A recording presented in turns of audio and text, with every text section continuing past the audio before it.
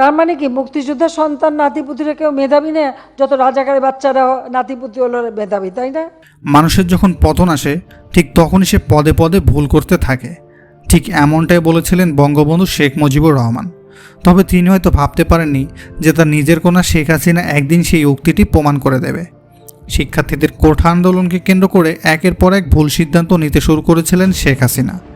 সেই ভুলগুলোর কারণেই শেখ হাসিনাকে ক্ষমতা থেকে পালিয়ে যেতে বাধ্য করেছে। কোন ভুল সিদ্ধান্তগুলোর কারণে তিনি দেশ ছাড়তে বাধ্য হলেন, চলুন জেনে নেওয়া যাক। তার প্রথম ভুল ছিল ছাত্রদের কোঠা আন্দোলন শুরু হওয়ার পর আন্দোলনকে মূল্যায়ন না করে ছাত্রদের গুরুত্ব না দেওয়া। চাইলে তিনি ছাত্রদেরকে কোঠা সংস্কারের আশ্বাস দিতে পারতেন, তা না করে তিনি ছাত্রদের দমন করার সিদ্ধান্ত নিলেন, যা ছিল সবথেকে বড় ভুল সিদ্ধান্ত। শেখ হাসিনার দ্বিতীয় ভুল ছিল আন্দোলনরত শিক্ষার্থীদের রাজাকারের সাথে তুলনা করা, যার প্রেক্ষিতে 14 জুলাই রাত থেকেই উত্তাল হয়ে পড়ে পুরা ঢাকার রাজপথ। পরদিনই সাধারণ ছাত্রদের দমন করার জন্য নির্মমভাবে ঝাঁপিয়ে পড়ে ছাত্রলীগ, যার প্রেক্ষিতে ঢাকার বাইরেও এই আন্দোলন আরও প্রকট আকার ধারণ করতে থাকে। তৃতীয় ভুল হচ্ছে জামাতকে নিষিদ্ধ করা।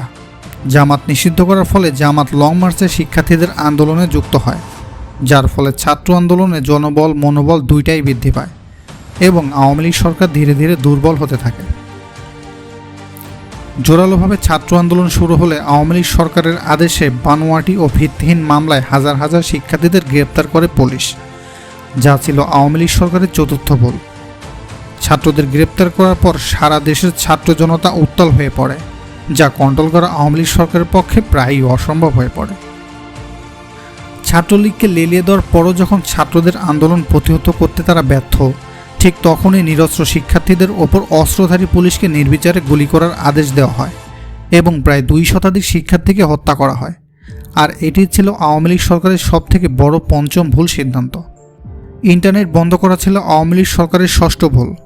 ইন্টারনেট বন্ধ হওয়ায় বিভিন্ন দেশ থেকে চাপ আসতে শুরু করে। প্রবাসীরা তাদের পরিবারের সাথে ঠিকমতো যোগাযোগ করতে না পারায় বিভিন্ন দেশে বিক্ষোভ শুরু করে এবং রেমিটেন্স পাঠানো বন্ধ করে দেয়।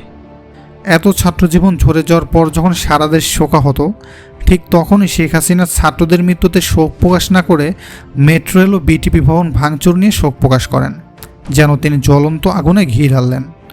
আর তাতেই পুরো দেশ 9 দফার পরিবর্তে এক বাক্যে 1 দফায় বলে উঠল, শেখ হাসিনার পতন চাই, স্বৈরাচারের পতন চাই।